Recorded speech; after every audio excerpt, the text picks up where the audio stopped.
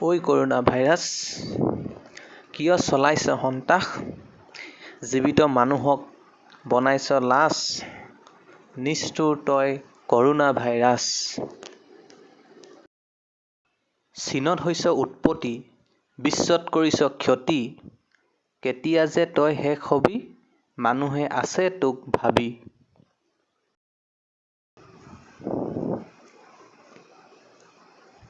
নেদেখাকৈ যে বিয়পি পৰ, বুজি পোৱাইতো তোক টান, হাত মুখ পৰিষ্কাৰকৈ চেনিটাইজাৰে ধুই লোৱাই ভাল।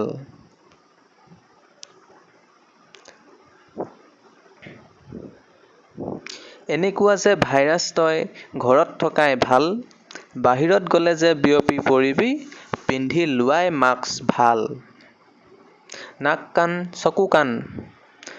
মুখ চকু কাণ যেতিয়াই তেতিয়াই নোচোৱাই ভাল, লাগিবও পাৰ তই কোনে কৰে সেই কাম।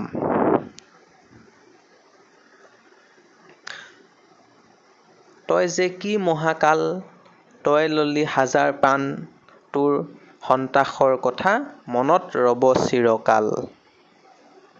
তই কি ডেঞ্জাৰ, কৰিছ নেকি ইন্তেজাৰ, চিকিৎসকসকলে যে তোক দূৰীকৰণৰ কাৰণে কৰি আছে ভেকচিন আৱিষ্কাৰ। বৰ্তমান পৰিস্থিতিক লৈ মই 2 লাইনমান লিখিলোঁ।